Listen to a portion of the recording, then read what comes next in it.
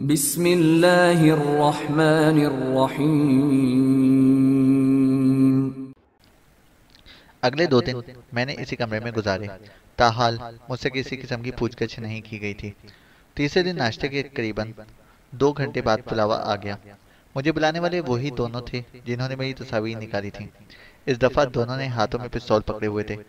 میں خاموشی سے ان کے آگے ہو لیا، لیکن کمرے سے نکلتے ہی مجھے ان کے سہارے چلنا پڑ گیا کہ انہوں نے ایک کالے نقاب سے میرا چہرہ ڈھانپ دیا، جس کی وجہ سے مجھے کچھ نظر نہیں آ رہا تھا۔ مختلف موڑ مڑنے کے بعد مجھے سیڑھیوں سے اوپر لے جایا گیا۔ میں نے سیڑھیاں گنی، وہ تعداد میں 16 تھیں۔ سیڑھیاں چڑھنے کے بعد مجھے کافی گھما پھرا کر ایک کمرے میں لایا گیا، اور اس سے ان کا ایک ہی مقصد تھا کہ میں اس عمارت کے بارے میں کسی قسم کا اندازہ نہ لگا سکوں۔ میری آنکھوں سے پردہ ہٹا تو میں نے خود کو ایک ایسے کمرے میں پایا جس کی دیواریں شیشے کی تھیں، جن سے باہر کا منظر نظر نہیں آ رہا تھا۔ شاید باہر سے اندر دیکھنا ممکن ہو، لیکن یہ بات میں اندازے سے ہی کہہ سکتا ہوں۔ کمرے کے وسط میں ایک کرسی رکھی تھی، مجھے اسی پر لا کر بٹھا دیا گیا۔ چاروں کونوں میں ہتھیار بند افراد چوکنے انداز میں کھڑے تھے۔ میرے سامنے ایک صوفہ سیٹ اور شیشے کی ٹیبل رکھی ہوئی تھی۔ صوفہ سیٹ خالی پڑا ہوا تھا۔ چند لمحوں بعد شیشے کا دروازہ کھلا اور 3 اشخاص اندر داخل ہوئے۔ ان میں 2 مرد اور ایک عورت تھی۔ دونوں مرد 3 پیس سوٹ میں، جبکہ عورت کھلے بلاؤز کی ساڑی میں ملبوس تھی۔ دونوں مردوں کی بنسبت عورت کم عمر نظر آ رہی تھی اور دیکھنے سے تعلق رکھتی تھی۔ تینوں خاموشی سے آ کر میرے سامنے صوفے پر بیٹھ گئے۔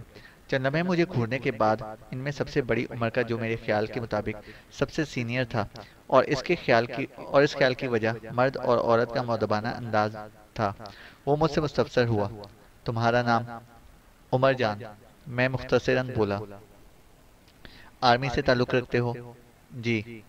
نمبر اور رینک کیا ہے؟ نمبر فلاں اور سپاہی ہوں۔ سیکورٹی کے لحاظ سے میں اپنا نمبر لکھنے سے گریز کر رہا ہوں۔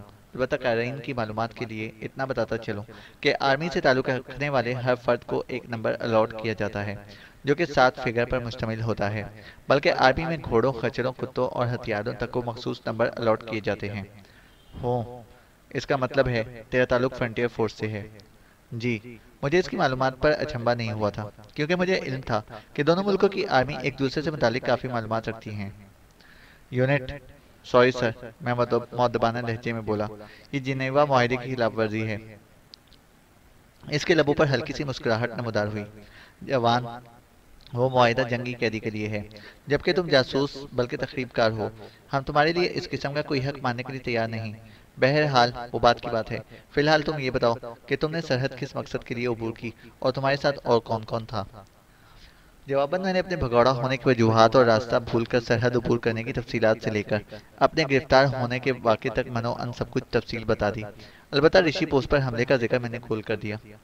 خوب، کہانی اچھی ہے، اور کوئی خاص جھول بھی نظر نہیں آ رہا۔ اس کا مطلب ہے کڑی ہوئی ہے۔ میں صرف حقائق جاننے میں دلچسپی رکھتا ہوں۔ مسٹر عمر جان کمانڈو، وہ میرا نام چبا چبا کر بولا۔ کمانڈو؟ میں سچ مچ حیران ہو گیا۔ ہاں، کیا تمہیں اپنے کمانڈو ہونے میں شبہ ہے؟ نہیں، اگر آپ مجھے کمانڈو سمجھ کر خوش ہوتے ہیں تو مجھے کمانڈو بننے میں کوئی اعتراض نہیں۔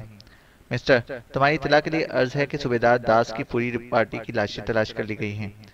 پوسٹ مارٹم رپورٹ کے مطابق لکشمن کے علاوہ تمام کی موت برف دبنے سے ہوئی ہے، اور لکشمن گردن ٹوٹنے کی وجہ سے ہلاک ہوا ہے، اور اس کی گردن جس مخصوص انداز میں توڑی گئی ہے وہ پاکستانی کمانڈو کا خاص انداز ہے۔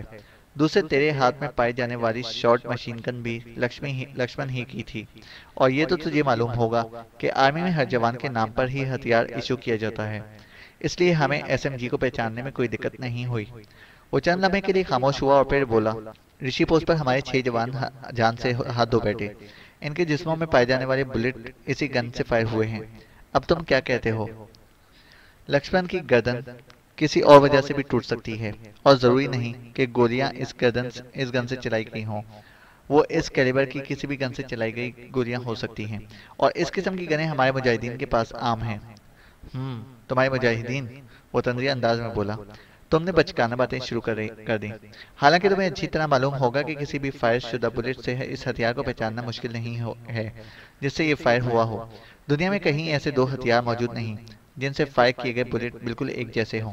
یہ اسی طرح ہے جیسے دنیا میں 2 بندوں کے انگلیوں کے نشان آپس میں نہیں ملتے۔ لیکن پھر بھی تجھے اعتراض ہے تو میں بھی وہ بھی دور کیے دیتا ہوں۔ ہری چند، इसने दरवाजे की तरफ मुंह करके आवाज लगाई और अगले ही लम्हे कमरे में वो बंदा दाखिल हुआ जिसे मैंने ऋषि पोस्ट पर किक मारकर बेहोश किया था। वो वर्दी में मलबूस था। अंदर दाखिल होते ही इसने मुझसे बातचीत करने वाले को सलूट किया और खामोशी से एक तरफ खड़ा हो गया। इसे जानते हो? वो इससे मुस्तफसर हुआ। जी सर, इसने ऋषि पोस्ट पर लात मारकर मुझे बेहोश किया था। हाँ जी कमांडो साहब, अब बताओ। इस बार इसके लहजे में इस्तेजाइया का पहलू नुमाया था। वो सब जान बचाने की फितरी कोशिश थी, वरना कत्लो गारत मेरा मकसूद होता तो मैं इसको, मैंने हरिचंद की तरफ इशारा किया, और इसके साथ मौजूद दूसरे बंदे को जिंदा ना छोड़ता। हरिचंद तुम जाओ।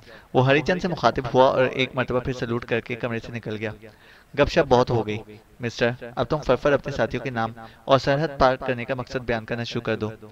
मैंने जो बताना था वो बता चुका हूँ। इसके अलावा मेरे पास बताने को कुछ नहीं। इसको नंबर 4 में ले जाओ। वो अपने साथ बैठे मर्द से बोला। मैं देखता हूँ कि इसके पास बताने को कुछ है कि नहीं। यस सर, वो मौदबाना लहजे में बोला। मुझे पता चल गया कि मेरी बदबख्ती शुरू हो गई है, लेकिन एक उम्मीद के सहारे में स्टूल पर बैठे बैठे उछला। मेरा इरादा इनके सीनियर को काबू करके फरार होने का था। गो सोफा सेट और स्टूल के दरमियान चंद कदम का फासला था और दरमियान में टेबल भी रखी थी, लेकिन वो चंद कदम का फासला मेरे लिए कोई हैसियत नहीं रखता था। मैं पहली छलांग में टेबल तक जा पहुंचा और जैसे ही दूसरी मरतबा उछला, मेरे सीने पर एक जबरदस्त किक लगी और मैं कूल्हों के बल फर्श पर गिर गया। यह हमला सीनियर के साथ बैठे कदावर शख्स ने किया था। मैं तेजी में दुरुस्ती भूल गया और हमला करते वक्त अपने दिफा से गाफिल हो गया। इसके खमियाजे में मुझे अपने सीने पर एक जबरदस्त चोट खानी पड़ी। मेरे गिरते ही वो टेबल फैलाकर आगे आया और बोला, मुझे मेजर शर्मा कहते हैं। अभी अल्फाज उसके मुंह में ही थे कि मैंने जमीन पर अपने दोनों हाथों को टेककर कमर को झटका दिया और इसके मद्दे मुकाबिल खड़ा होते ही अपनी टांग बिजली की सरत से इसके पेट में टिकाई और वो ओ की आवाज के साथ निकालता हुआ टेबल से गुजरकर अपने सीनियर के कदमों में जा गिरा। इसके गिरते ही मैं बोला, और मुझे उमर जान गंडापुर कहते हैं। मुझे पता था कि अभी उसे उठने और संभलने में चंद लम्हे लग जाएंगे। इस अवस्था में मैं इनके सीनियर को काबू कर सकता था, लेकिन मेरे एक्शन में आने से पहले इसके साथ सोफे पर बैठी लड़की उछलकर खड़ी हुई और उसने अपने खुले गिरिबान में हाथ डालकर चिपटा सा पिस्तौल निकालते हुए ललकारी, खबरदार एक कदम भी आगे बढ़ाया तो पिस्तौल की सारी गोलियां तेरी खोपड़ी में उतार दूंगी। चेहरे की तरह इसकी आवाज भी दिलकश थी, मगर इस वक्त मुझे ये आवाज किसी चुड़ैल से भी बदतर लगी। मैं ठिठक कर रुक गया। कमरे के अंदर चारों कोनों में खड़े हाफिज भी इसकी ललकार सुनते ही गोया होश में आ गए और राइफलें सूंघते में ही जाने पड़े। हैंड्स अप, इनमें से एक गरजा और मैं अपने हाथ सर से बुलंद कर दिए। एक्शन में आते वक्त मैंने कोनों में खड़े मुहाफिजों को जानबूझकर नजरअंदाज कर दिया था। मेरा अंदाजा था कि जब तक वो सूरत हाल को समझ पाते, मैं हालात अपने मुवाफिक कर चुका हूँगा, और ये सब कुछ मेरे अंदाजे के मुताबिक हो जाना था अगर दरमियान में पहले मेजर शर्मा और बाद में वो लड़की रुकावट न बनते। वो अभी तक मुझ पर पिस्तौल ताने खड़ी थी। मेजर शर्मा भी आहिस्ता आहिस्ता उठ खड़ा हुआ। गुस्से की ज्यादती और खिफत की वजह से चेहरे पर अजीब किस्म के तासुरात छाए हुए थे। इसने अपने नाम का इस्तेमाल करते हुए बड़ी भड़क मारी थी, मगर इसे मुंह की खानी पड़ी, और अब ये खिफत और शर्मिंदगी मेरी ठिकाई करने के बावजूद खत्म होने वाली नहीं थी। हैरानी की बात यह थी कि इस दौरान इनका सीनियर सपाट टहरा लिए सोफे पर विराजमान रहा, लेकिन जैसे ही मेजर शर्मा डगमगाते कदमों से मेरी जानिब बढ़ा, वो हाथ उठाकर बोला, नहीं शर्मा, और इसके अल्फाज ने जैसे जादू का असर काम किया और शर्मा खामोशी से सोफे पर जा बैठा। वो लड़की भी पिस्तौल को इसके मकाम पर गायब करके मेजर शर्मा के साथ जा बैठी थी। मिस्टर कमांडो, तेरा क्या ख्याल था? मुझ पर काबू पाके तुम यहाँ से फरार हो जाते। निहायत बेवकूफ़ाना और अहमकाना ख्याल था तेरा। मुझ पर काबू पाके सिर्फ मुझे ही कत्ल कर सकते थे, और इसके नतीजे में अपनी तकलीफात बढ़ाने के अलावा तुझे क्या मिलता? अब भी तुमने अपने लिए हर किस्म की रियायत का हक खत्म कर चुके हो। ये कहकर वो लड़की की जानिब मुतवज्जा हुआ।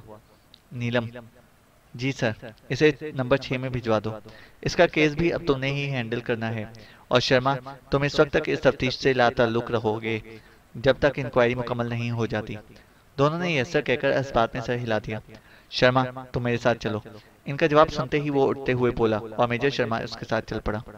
इनके कमरे से निकलते ही मुझे लाने वाले दोनों कमरे में दाखिल हुए और मेरे उठते हुए हाथों को हथकड़ी में जकड़ते हुए इनमें से सीनियर नीलम से मुस्तफसर हुआ, इसे कहाँ ले जाना है मैडम? बा। नीलम, जो बड़े गौर से मेरे चेहरे को देख रही थी, गड़बड़ाते हुए बोली, विक्रम, इसे 6 नंबर में ले जाओ। और वो यस मैडम कहकर مجھ سے بولا چلو، میں خاموشی سے ان کے آگے ہو لیا۔ غلطی یا جان بوجھ کر انہوں نے میری آنکھوں پر پٹی نہیں باندھی تھی۔ کمرے سے نکلتے ہی ہم ایک گیلری میں پہنچے۔ وکرم نے مجھے بائیں جانب چلنے کا اشارہ کیا۔ میں چپ چاپ اس جانب چل پڑا۔ گیلری کی دونوں طرف کمرے بنے ہوئے تھے۔ آگے ایک چوراہا آیا۔ وکرم نے مجھے ایک مرتبہ پھر بائیں جانب مڑنے کو کہا۔ مڑنے کے بعد ہم 15-20 قدم ہی چلے ہوں گے کہ ایک کمرے کے دروازے پر نمبر 6 کی تختی لٹکی نظر آئی، اور وکرم کی ہدایت پر میں دروازہ کھول کر اندر داخل ہو گیا۔ کمرے کے وسط میں لوہے کی ایک کرسی پڑی تھی، اور دروازے کی سائڈ کے علاوہ باقی 3 اطراف میں دیوار کے اندر الماریاں بنی ہوئی تھیں جن کے پٹ غائب تھے۔ ان کے اندر مجھے مختلف قسم کے اذیت رسانی کے حالات دکھائی دیے۔ ایک لمحے کے لیے میرے جی میں آیا کہ ان پر ٹوٹ پڑوں اور لڑتا ہوا مارا جاؤں۔ اس طرح کم از کم میری موت تو آسان ہوگی، ورنہ تو انہوں نے اذیتیں دے کر میرا جینا حرام کر دینا تھا۔ لیکن پھر اچھے موقع کی امید اور زندہ رہنے کی خواہش نے مجھے اس اقدام سے باز رکھا۔ وکرم نے کرسی پر بٹھا کر میری ہتھکڑی کھولی اور کرسی کے دستوں کے ساتھ لگے لوہے کی کلپوں میں میرے ہاتھ جکڑ دیے۔ اسی طرح میری دونوں پنڈلیاں گھٹنوں تک کرسی کے مضبوط پایوں کے ساتھ جکڑ دی۔ اسی اثنا میں 3 رائفل بردار مجھے ہتھیار کی زد پر لیے کھڑے رہے۔ میری ذرا سی حرکت پر وہ فائق کھولنے کے لیے تیار نظر آ رہے تھے۔ مجھے کرسی سے جکڑ کر وہ تمام کمرے سے باہر نکل گئے۔ ان کے نکلتے ہی میں نے اپنے جسم کو ہلا جلا کر کرسی کی مضبوطی کا اندازہ کیا۔ کرسی مضبوطی کے ساتھ فرش میں گڑی ہوئی تھی اور کسی انسانی طاقت سے باہر تھا کہ اسے زمین سے نکال کر باہر نکال سکے۔ اسی طرح کرسی کے دستوں اور پایوں میں لگے لوہے کے کلپ بھی مضبوط اسٹیل کے بنے ہوئے تھے۔ اپنی توانائی ضائع کرنے کی بجائے میں چپ چاپ بیٹھ گیا۔ چند منٹ بعد دروازہ کھول کر 3 آدمی اندر داخل ہوئے۔ تینوں میں صرف نیلم سے واقف تھا، باقی دونوں نئے چہرے نئے تھے۔ ان کے چہروں میں کے تاثرات سے میں نے اندازہ لگایا کہ رحم نام کی چیز کبھی ان کے قریب بھی نہیں پھٹکی ہوگی۔ وہ دونوں تو الماریوں کی طرف بڑھ گئے اور نیلم سبک قدموں سے چلتی ہوئی میرے سامنے آ کر رک گئی۔ تو پھر کیا خیال ہے جان؟ جان کی نون پر زور دیتے ہوئے وہ مترنم آواز سے مستفسر ہوئی۔ کرنل صاحب کے پوچھے گئے سوالوں کے جواب یاد آئے ہیں یا ہمیں کوشش کرنی پڑے گی؟ جو حقیقت تھی وہ میں نے بتلا دی۔ اب آپ بتائیں کہ مجھ سے کیا سننا چاہتی ہیں؟ جو کہیں گی وہی بولوں گا۔ تمہارا خیال ہے کہ 1-2 گھنٹہ ایک کرنل جو تمہارے ساتھ مغز ماری کرتا رہا ہے وہ ڈرامہ تھا؟ مسٹر جان، تمہیں سزا دینے کے لیے ہمیں کسی فرد جرم کی ضرورت نہیں ہے۔ ہم نے وہ حقائق معلوم کرنے ہیں جن کی وجہ سے تم نے سرحد عبور کی۔ جو ڈرامائی سچویشن تم بیان کر رہے ہو یہ صرف ڈراموں اور ناولوں میں اچھی لگتی ہے، حقیقی زندگی سے اس کا کوئی تعلق نہیں۔ آپ کو میری کہانی میں ایسا کون سا جھول یا ڈرامائی سچویشن نظر آئی ہے جس سے آپ اسے جھوٹ سمجھنے پر مصر ہیں؟ ایک مرتبہ ہمارا جاسوس کشمیر کی طرف سے سرحد عبور کرتے ہوئے پکڑا گیا۔ اس کے کاغذات وغیرہ بھی مکمل تھے۔ جب اسے ایک افسر کے سامنے پیش کیا گیا تو اس جاسوس سے 6 کلمے سنے جو اس جاسوس کو اچھی طرح ازبر تھے۔ آفیسر نے اسے FIU کے حوالے کر دیا کہ یہ لازماً جاسوس ہے، اور انویسٹیگیشن والوں کی سختی کے سامنے اس جاسوس کو اقرار کرنا پڑا۔ اب آپ کو میرے شک کی وجہ سمجھ آ گئی ہوگی۔ نیلم شک کی وجہ تفصیل سے بتاتے ہوئے بولی۔ میں جھوٹ موٹ بھی تو کچھ بول سکتا ہوں۔ ناممکن، اس سے انکار میں سر ہلایا۔ آج کل آپ کے ملک میں جو کھچڑی پک رہی ہے ہمارے ناک اس کی خوشبو سونگھ سکتے ہیں۔ کون سی کھچڑی؟ میں مستفسر ہوا۔ وہ یہ دونوں تمہیں بتا دیں گے، میری زبان تمہیں سمجھ نہیں آ رہی۔ یہ کہہ کر وہ کمرے سے نکل گئی۔ اس کے باہر نکلتے ہی دونوں جلاد میرے قریب آ گئے۔ ایک کے ہاتھ میں بجلی کا ننگا تار پکڑا ہوا تھا جبکہ دوسرا ہاتھ خالی تھا۔ اس نے بجلی کا تار لوہے کی کرسی سے ٹچ کیا۔ مجھے بے اختیار جھٹکا لگا، اور جب تک اس نے تار کرسی سے لگائے رکھی یوں محسوس ہوتا رہا جیسے کوئی میری روح کھینچ کر نکال رہا ہو۔ چند سیکنڈز کے بعد اس نے تار ہٹا لی۔ تار کے کرسی سے دور ہوتے ہی میں نے گہرا سانس اندر کھینچا۔ اس ظالم نے اچانک دوبارہ تار کرسی سے لگا دی۔ اس مرتبہ میرے منہ سے بے اختیار چیخ نکلی اور پھر یہ چیخیں جاری رہیں۔ اس دوران میں 2 دفعہ بے ہوش ہوا، مگر ان ظالموں نے کے کان پر بھی جو بھی نہ رنگی، وہ خاموشی سے اپنے کام میں مصروف رہے۔ تھوڑی دیر بعد انہوں نے پلک نکال کر تار کو لپیٹا۔ میں نے سوچا شاید انہیں میری بے گناہی کا یقین آ گیا ہے، مگر یہ میری خام خیالی تھی۔ وہ دونوں الماری سے پلاسٹک کی ایک تھیلی نکال کر لے آئے اور میرے سر پر چڑھا کر نیچے سے اس کی اسٹرپ بند کر دی۔ اسٹرپ کے بند ہوتے ہی میرا سانس گھٹنے شروع ہو گیا۔ میں نے بے ساختہ منہ کھول کر سانس لینا شروع کر دیا، مگر اس تھیلے کا کپڑا پلاسٹک نما تھا اور اس سے ہوا کا گزرنا ناممکن تھا۔ میں بمشکل 1 منٹ تک برداشت کر پایا۔ اس کے بعد میرے جسم کو بے ساختہ جھٹکے لگنا شروع ہو گئے۔ میری حالت بے پانی کے مچھلی جیسی ہو گئی۔ غشی طاری ہونے سے پہلے ہی انہوں نے میرے چہرے سے وہ تھیلا اتار لیا۔ میرے مردہ جسم میں جیسے زندگی کی لہر دوڑ گئی اور میں گہرے گہرے سانس لینے لگا، لیکن 1-2 سانس ہی لے پایا ہوں گا کہ انہوں نے تھیلا دوبارہ چڑھا دیا۔ बिजली के करंट की तरह ये खेल भी काफी देर जारी रहा।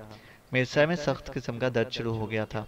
बदन में गोया जान ही नहीं रही थी। यूं लग रहा था कि तफ्तीश के खात्मे तक शायद मैं ठिकाने लग जाऊं। मगर वो दोनों जल्लाद इस काम में महारत रखते थे। इसकी पहली तरजीह कैदी को जिंदा रखना था, लेकिन वो जिंदगी भी ऐसी थी कि कैदी 1000 बार मरने की ख्वाहिश करे। कमांडो ट्रेनिंग के दौरान हमें फर्जी तफ्तीश के मरहले से भी गुजारा जाता था, जिससे हमें मुख्तलिफ किस्म की अजियतें दी गई थी, लेकिन वो तकालीफ और अजियतें जितनी ज़्यादा भी होती बतौर ट्रेनिंग थी। दोनों ने थैला नुमा गिलाफ मेरे सर से उतारा, दोनों बाजू कुर्सी के दस्ते से आज़ाद किए और छत के कुंडों के साथ लटकी जंजीर में जकड़ लिए।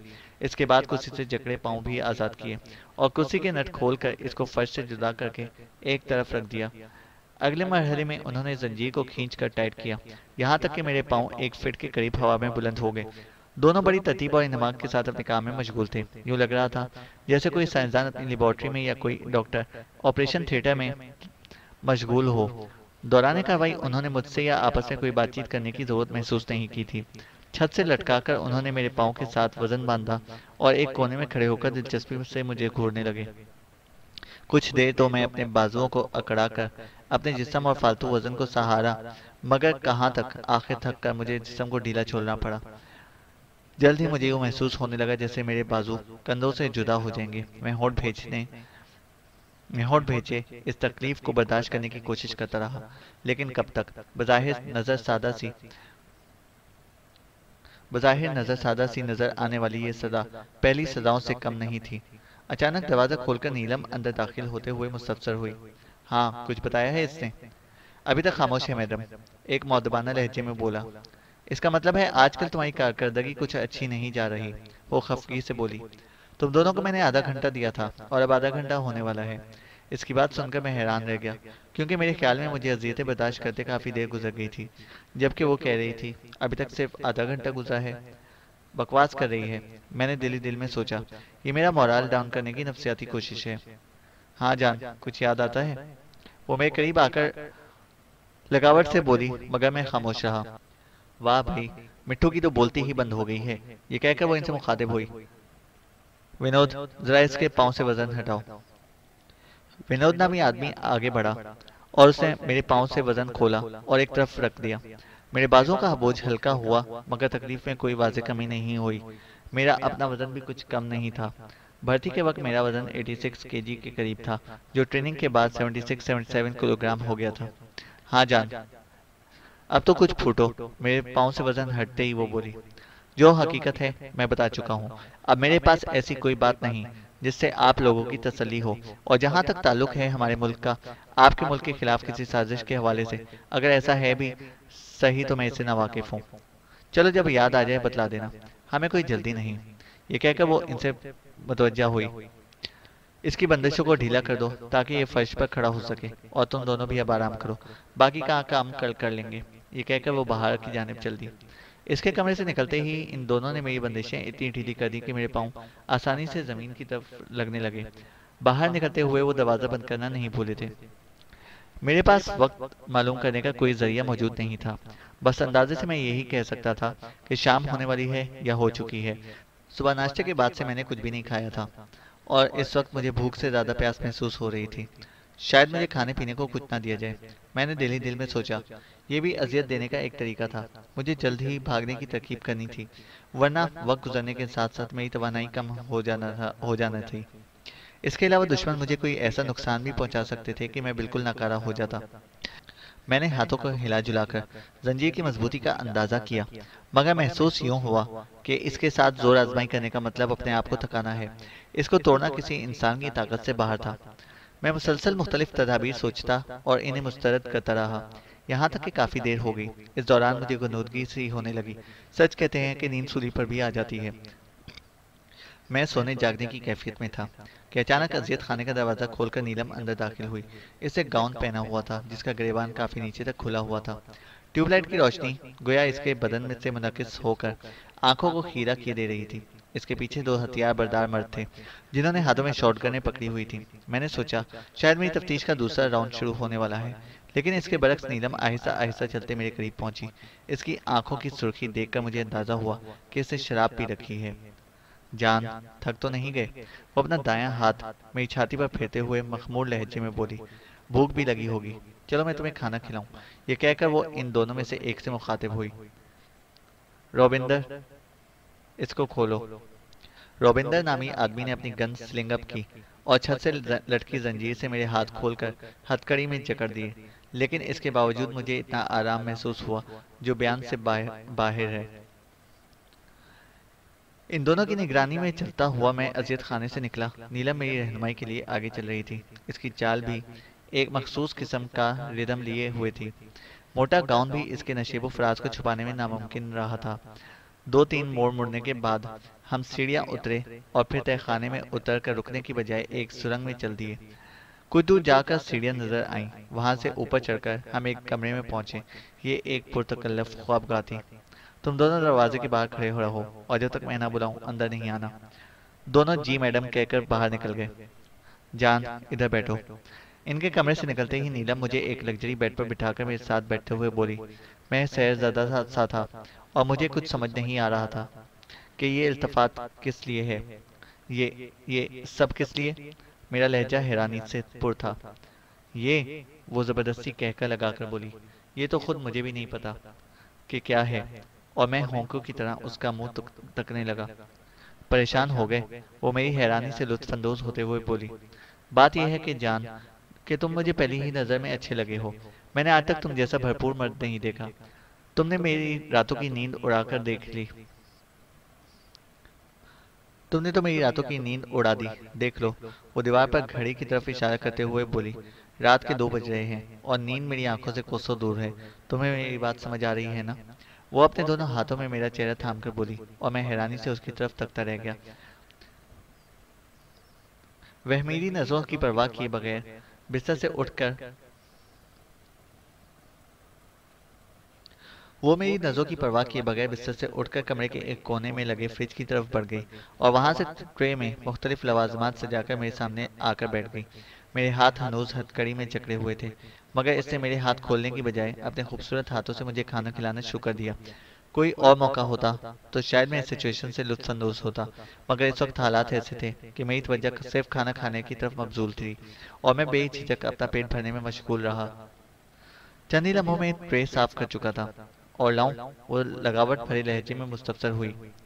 No thanks. उसने ट्रे तपाई पर रखी और मेरे करीब खिसक आई।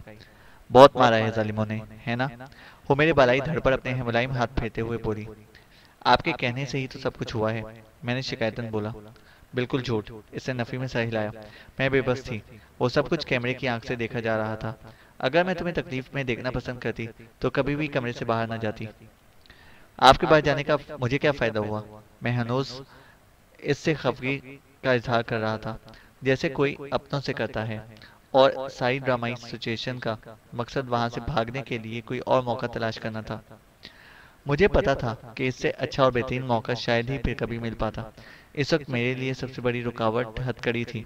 अगर मेरे हाथ खुले होते तो नीलम और इसके दोनों बॉडीगार्ड्स पर काबू पाना मेरे लिए मुश्किल ना होता। मैं चाह रहा था कि किसी बहाने नीलम से अपने हाथ आजाद करवा लूं, मगर इसके अंदाज से नजर आ रहा था कि वो इस किस्म का रिस्क लेने के मूड में नहीं है और मेरे हाथ बंधे रखे हुए अपनी ख्वाहिश पूरी करना चाहती हैं, जबकि मैं अपने हाथ खुलवाने के लिए तमाम हदें पार कर सकता था, बशर्त ये कि इसके बाद वो मेरी हथकड़ी खोल दे। कम से कम मुझे तो तकलीफ नहीं हुई ना? इसे अपना फलसफा झाड़ा। नीलम, तुझे मेरी बेगुनाही का यकीन है? पता नहीं, लेकिन मैं तुझे तकलीफ में नहीं देख सकती। क्यों? मैं मुस्तफसर हुआ। प्यारे जो लगने लगे हो। ये कहकर वो अपनी दोनों बाहें मेरे गले में हमाइल करती हुई मुझसे लिपट गई। इसके नरमो गुदाज बदन ने मेरे अंदर आग सी भड़का दी, लेकिन मैं इस वक्त इस किस्म की किसी अयाशी का मुतहम्मिल नहीं था। मुझे पता था कि अपनी प्यास बुझाने के बाद नीलम ने वापस मुझे इस अजियत खाने में धकेल देना है और ये प्यार का इजहार इसकी ख्वाहिश पूरे होने तक है। नीलम, अगर चाय मिल जाती। अपने जहन में एक मंसूबा तरतीब देते हुए आहिस्ता से बोला। मैंने कई दिनों से चाय नहीं पी। क्यों नहीं? वो बमुश्किल मुझसे जुदा होते हुए बोली। अभी मंगवाती हूँ। कहकर वो दरवाजे की सिमत बढ़ गई। जैसे ही उसकी पुश्त मेरी तरफ हुई, मैं अपने हथकड़ी में जकड़े हाथ सर से गुजार कर अपने सामने ले आया कि एक्शन लेने के लिए हाथों का सामने होना जरूरी था। कुछ कारीन को शायद इस बात पर अचंभा हो कि पीछे जकड़े हुए हाथ किस तरह सर से गुजारे जा सकते हैं, लेकिन जिन लोगों ने बजाते खुद ये मुजाहिरा आंखों के सामने होते देखा हो इनके लिए हैरानी का बायस ना होगा। नीलम ने कमरे के दरवाजे पर जाकर सिकदेव नामी आदमी यानी बॉडीगार्ड को चाय लाने के लिए भेज दिया और फिर दरवाजा बंद करके मस्ती में लहराती हुई मेरी जान पड़ी। लेकिन नजदीक पहुंचने से पहले ही इसे गड़बड़ का एहसास हो गया और इसमें लामहला मेरे बंधे हुए हाथों का कसूर था, जो मेरी पुश्त की बजाय सामने नजर आ रहे थे। वो ठिठक कर रुकी और अपने गिरबान की तरफ हाथ बढ़ाया, जो सरासर इस बात का इशारा था कि वो पिस्तौल निकालने वाली है, मगर मैं इसे इस किस्म का कोई मौका फराहम करने का हक नहीं मगर मैं इसे इस किस्म का कोई मौका फराहम करने के हक में नहीं था। इसका हाथ गिरबान में दाखिल होते से पहले मैं उछलकर खड़ा हो गया और इससे पहले कि इसका हाथ पिस्तौल लेकर बाहर नमदार होता, मैं अपने दाएं पांव पर घूमा और बाएं पांव की चाप इसकी गर्दन में मारी। वो ओह की आवाज के साथ दबे इस कालीन पर ढेर हो गई। मेरे पांव अभी तक नंगे थे, इस वजह से मैं इसे जची तुली चोट लगा सका था, इस तरह कि वो मरने से बच जाए। जैसा भी था वो मेरे साथ हमदर्दी से पेश आई थी और मैं इस एहसान फरामोश नहीं था। मैंने झुककर उसके गिरेबान के नशेब में फंसा चिपटा सा पिस्तौल खींचकर निकाल लिया। दरवाजे पर खड़ा इसका बॉडीगार्ड अंदर की कार्रवाई से लाइल्म था। पिस्तौल अपनी जेब में डालकर मैं दरवाजे की तरफ बढ़ा और दरवाजा खोलकर बाहर झांका। हस्बे तवक्का बाहर एक ही आदमी नजर आया, जो दरवाजा खुलने की आवाज पर इस तरफ मुतवज्जा हो गया था। मैडम अंदर बुला रही हैं। वो मुझे देखकर चौकन्ना हो गया, लेकिन मैडम के बुलावे का सुनकर ढीला पड़ते हुए अंदर की तरफ बढ़ा। मैंने एक तरफ होकर इसे रास्ता दिया। नीलम जिस जगह गिरी हुई थी वो दरवाजे के रुख से थोड़ा हटकर थी, इसलिए आने वाला जब तक अंदर दाखिल ना हो जाता उसे देख नहीं सकता था। इस वजह से मैंने इसे वहां से हटाने की जरूरत महसूस नहीं की थी। वो जैसे ही कमरे में दाखिल हुआ मैंने इसे लात मारकर दरवाजा बंद कर दिया। इस अवस्था में इसे भी कालीन पर ढेर हुई नीलम को देखकर खतरे का एहसास हो गया था, मगर ये एहसास इसके किसी काम ना आ सका और पेट में लगने वाली मेरे घुटने की जब्त ने इसे आह की आवाज के साथ रुकू के बल झुकने पर मजबूर कर दिया। इसके साथ ही मैंने अपने दोनों हाथ मिलाकर अपनी कोहनियों को दाएं बाएं सीधा किया और दाएं कोहनी की एक भरपूर जरब उसकी कनपटी पर लगाई, जिसे वो तछा होकर कमरे के फर्श पर बिछे कालीन पर ढेर हो गया। इस कार्रवाई में बमुश्किल चंद सेकंड लगे थे। मैंने झुककर बॉडीगार्ड को दोनों हाथों में पकड़ा और घसीटकर बेड की दूसरी सिमट में डाल दिया। इसके बाद नीलम को भी घसीटकर इसी के साथ लिटा दिया और बॉडीगार्ड की गिरी हुई शॉटगन को बैरल की तरफ से पकड़कर दरवाजे के पीछे दीवार के साथ टेक लगाकर खड़ा हो गया। मुझे पता था कि चाय लेने के लिए जाने वाला सिकदेव किसी भी वक्त वापस आ सकता है। मुझे ज्यादा देर इंतजार नहीं करना पड़ा। चंद लम्हों के बाद ही दरवाजे के बाहर कदमों की चाप उभरी और फिर हल्की सी दस्तक देकर चाय की ट्रे उठाए अंदर दाखिल हुआ। इसका इस तरह अंदर दाखिल होना इस बात का मजहर था कि वो नीलम के साथ काफी बेतकल्लुफ हैं, या शायद अपने साथी को गैर मौजूद पाकर इसने कमरे में के अंदर तस्वुर किया था और ये इसके लिए भी अंदर आने का इजाजतनामा था। गन इसने कंधे से लटकाई हुई थी। कमरे को खाली देखकर वो बेसाख्ता रुक गया और हैरानी से दाएं बाएं नजरें दौड़ाने लगा, मगर मैंने इसे ज्यादा देर इस हालत में रहने ना दिया। सर पर लगने वाली शॉटगन की जरब ने उसे दुनिया और माफिया से बेखबर कर दिया। ट्रे में रखे चाय के बर्तन भी कालीन पर बिखर गए थे। शॉटगन के सेफ्टी लीवर को सिंगल फायर पर सेट करते हुए मैंने हथकड़ी की जंजीर खोज शॉटगन के बैरल पर रखा और पाँव के अंगूठे से ट्रिगर प्रेस कर दिया। एक जोरदार धमाके के साथ हथकड़ी दरमियान से टूट गई और मेरे हाथ आजाद हो गए। अलबत्ता हथकड़ी के हल्के मेरी दोनों कलाइयों में फंसे रह गए, लेकिन वो मेरी जिस्मानी नकलो हरकत में मानी नहीं थी। इनको भी गोली से तोड़ा जा सकता था, मगर इस तरह हाथों के जख्मी हो जाने का अंदेशा था, जो मुझे किसी भी सूरत गवारा नहीं था। मैंने हाथ आजाद होते ही सिकदेव और दूसरे गार्ड की तलाशी लेकर दोनों की जेबों से बटुए निकाल लिए। सिकदेव की चमड़े की जैकेट उतारकर मैंने पहन ली। इस सारी कार्रवाई में मुश्किल 2-3 मिनट लगे। गन पकड़कर मैं दरवाजे की सिमट बढ़ाई ताकि दौड़ते कदमों की आवाज आई। कदमों की आवाज से मुझे अंदाजा हुआ कि 2 आदमी हैं। मैं एक मरतबा फिर दरवाजे के नजदीक दीवार के साथ पीठ लगाकर खड़ा हो गया। दरवाजे से करीब पहुंचकर उन्होंने दरवाजा खटखटाते हुए नीलम को आवाज दी, मैडम मैडम, खैर तो है? गोली चलने की आवाज आई है। मैडम होश में होती तो इनको आवाज देती, इसलिए कमरे में खामोशी छाई रही। लगता है कमरे में कोई मौजूद नहीं। ये कैसे हो सकता है? दूसरी आवाज आई, अभी चंद मिनट पहले तो यहाँ फायर हुआ है। पहले ने कहा, अंदर दाखिल होकर देख लेते हैं। ये कहकर इसने गालिबन दरवाजे पर दबाव डाला और दरवाजा आहिस्ता से खुलने लगा। इसी वक्त मेरी नजर सिकदेव के बेहोश जिस्म पर पड़ी और मुझे अपनी हमाकत का एहसास हुआ। इसका जिस्म दरवाजे के बिल्कुल सामने पड़ा था, लेकिन अब कुछ नहीं हो सकता था। जैसे ही दरवाजा इतना खुला जिससे सिकदेव बाहर खड़े आदमी को नजर आ सकता था, अंदर आने वाला जल्दी से पीछे हट गया और इसके साथ ही इसकी हरासा आवाज सुनाई दी, गोविंद, अंदर गड़बड़ है। कौन सी? गोविंद बोला और इसकी नजर अभी तक सुखदेव पर नहीं पड़ी थी। अंधा है क्या? पहला आदमी दूसरे कबाड़ को भी ठोकर मारकर खुलता हुआ बोला। वो सामने सुखदेव मरा मरा या बेहोश पड़ा है। अरे ये क्या? गोविंद ने सुखदेव को देखते ही नारा लगाया। मुझे अंदाजा हो गया कि वो दोनों अंदर दाखिल होने में एहतियात बरतेंगे। ये भी हो सकता था कि वो ज्यादा आदमियों को बुलवा लेते। मैंने हरकत में आने का फैसला किया और गन दोनों हाथों में थामे इनके सामने नमूदार हुआ। दोनों ने क्लाशनकोफों कारीन की इत्तला के लिए अर्ज करता चलूं कि क्लाशनकोफ और एसएमजी की बुनियादी तौर पर एक ही हथियार है। फौज में इसको एसएमजी या शॉर्ट मशीन गन कहते हैं, जबकि सिविल लोग अमूमन क्लाशनकोफ या मशीन गन कहते हैं। इसका असल नाम AK-47 असॉल्ट राइफल है। ये रूस की बनी हुई है। रूस के बाद ये चाइना ने बनाई और आजकल तो पाकिस्तान में भी बन रही है। हर मुल्क की बनाई हुई गन की साख्त और कारकर्दगी में थोड़ा सा फर्क होता है। इस कहानी में किसी जगह आपको शॉटगन लिखा हुआ मिलेगा या क्लाशनकोफ लिखा हुआ मिले, हर दो एक ही चीज है। पकड़ी हुई थी, लेकिन मैंने इन्हें हथियार सीधा करने का मौका ना दिया। मेरे हाथ में मौजूद गन गर्जी वो दोनों चीखते हुए अपनी जगह पर ढेर हो गए। मैंने इन दोनों के हथियारों की मैगजीनें उतारकर जैकेट की जेब में डाली और एक सिम का मुतय्यन करके दौड़ता चला गया।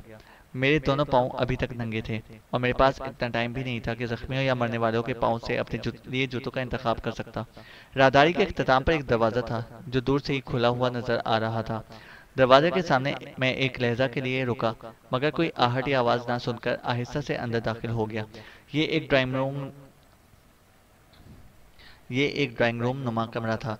फर्श पर कालीन बिछा हुआ था और इसके ऊपर आला क्वालिटी के सोफा सेट रखे हुए नजर आ रहे थे। मैं वहां से रुके बगैर बैरूनी दरवाजे की तरफ बढ़ता चला गया।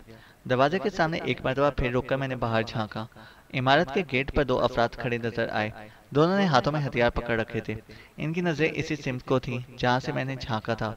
मुझे देखते ही दोनों हरकत में आए और हथियार कॉक करते हुए मेरी सिमत दौड़े। लेकिन ये बात इनकी सोच में ना आ सकी कि मेरे पास हथियार भी हो सकता है। मेरी गन एक मरतबा फिर गरजी और दोनों रास्ते में ही ढेर हो गए। पुरानी मैगजीन उतारकर मैंने नई मैगजीन लगाई, क्योंकि इस मैगजीन से काफी गोलियां फायर कर चुका था और गन किसी भी अहम सूरत हाल में धोखा दे सकती थी। नई मैगजीन अटैच करके मैंने बाहर झांका, मगर कोई जीरो नजर ना आया। साथ वाले बंगले से अलबत्ता लोगों के बोलने की आवाजें आ रही थी। मैंने सहन में निगाह दौड़ाई। एक सुजुकी और एक सफेद कलर की डबल डोर सहन में खड़ी नजर आई। मैंने भागकर मेन गेट का फासला तय किया। दरवाजे पर एक बड़ा सा ताला लटक रहा था। गेट के साथ बनी चेकपोस्ट में झांकने पर दीवार के साथ लटका चाबियों का गुच्छा नजर आया। गुच्छा उतारकर मैंने सबसे बड़ी चाबी ताले में घुमाई तो एक खटके के साथ खुल गया।